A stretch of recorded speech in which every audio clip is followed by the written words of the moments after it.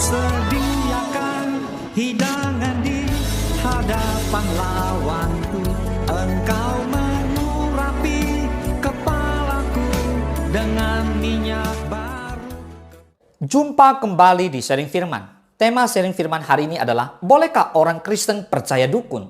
Wow, saudara, pertanyaan ini kelihatannya sangat-sangat luar biasa. Buat kamu yang ikutin Sharing Firman hari ini, biarlah kita belajar bersama-sama untuk bagaimana menjawab pertanyaan ini.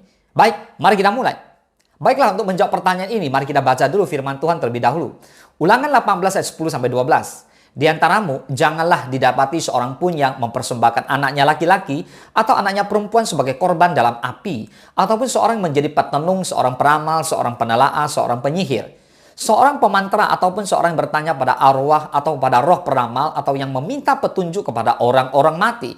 Sebab setiap orang yang melakukan hal-hal ini adalah kekejian bagi Tuhan. Dan oleh karena kekejian inilah Tuhan Allahmu menghalau mereka dari hadapanmu. Pertanyaannya, bolehkah orang Kristen percaya dukun? Jawabannya jelas tidak. Sekali tidak, tetap tidak. Kita hanya boleh percaya kepada Tuhan kita, Yesus Kristus. Katakan amin. Saudara, percaya dukun atau pergi ke dukun itu tidak hanya salah, melainkan berdosa karena melanggar larangan Tuhan yang begitu jelas. Bahkan saya pernah dengar orang yang pergi ke dukun, katanya nih, dukunnya persilakan dia berdoa terlebih dahulu.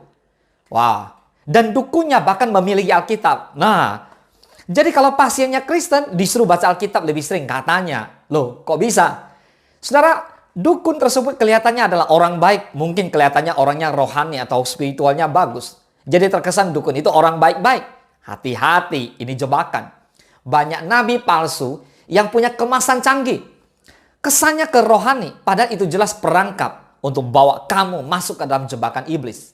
2 Korintus 11 ayat 14. Hal itu tidak usah mengherankan, sebab iblis pun menyamar sebagai malaikat terang. Maka percaya dukun jelas salah. Dan lebih lengkapnya adalah, sesungguhnya tidak ada dukun jahat atau dukun baik. Namanya dukun tidak pernah sejalan dengan firman Tuhan. Berikutnya kita lihat, dukun jelas menipu. Membuat kita tidak berfokus kepada Tuhan, melainkan membuat kita berusaha untuk mencari pertolongan di luar Tuhan. Jadi untuk apa kamu percaya dukun? Sekali kita merasa tertolong, maka kita bukan hanya akan berterima kasih kepada dukun itu, kita akan mencari pertolongan lagi daripada dukun tersebut saat kita membutuhkan. Lihat, iblis sudah menyelesaikan tujuannya, yaitu memalingkan hati kita daripada Tuhan. Paham ya? Iblis atau setan berpura-pura baik, suka menolong, dia berusaha untuk kelihatan sebagai pihak yang baik. Setan dan pengikut-pengikutnya dapat memberi dukun informasi mengenai seseorang supaya orang tersebut terikat pada spiritismenya, sesuatu yang dilarang oleh Allah. Pada awalnya, hal itu kelihatan tidak ada masalah. Lama-kelamaan, orang itu kemudian akan kecanduan pada dukun dan mengizinkan iblis mengontrol dan merusak kehidupan mereka.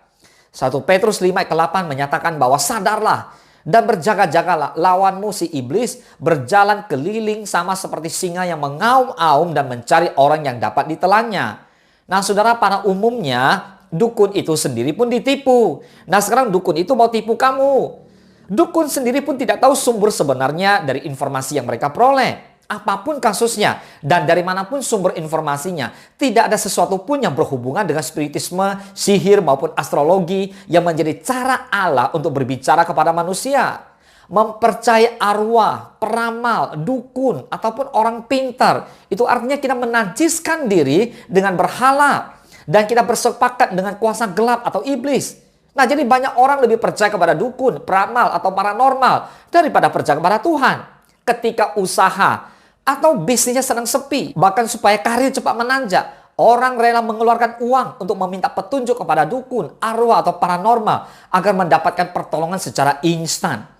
Mereka tidak sadar bahwa saat itu pula mereka sedang masuk ke dalam perangkap dan jerat dari kuasa kegelapan. Saya tegaskan bagi kamu orang Kristen, dengar ini. Mempercayai dukun artinya kita menajiskan diri kita dengan berhala dan bersepakat dengan kuasa gelap, yaitu iblis. Ingat, penyembahan berhala adalah suatu dosa besar dan kekejian di mata Tuhan. Bertobatlah, jangan percaya dukun. Miliki iman yang teguh dan kita hanya percaya kepada Tuhan Yesus Kristus. Katakan amin. Engkau sediakan pahlawanku, Engkau mengurapi kepalaku dengan minyak baru. Ku sembah Kau Tuhan, ku sembah Kau Yesus, ku tinggikan nama-Mu di atas segalanya. Ku sembah Kau Tuhan, ku sembah Kau Yesus.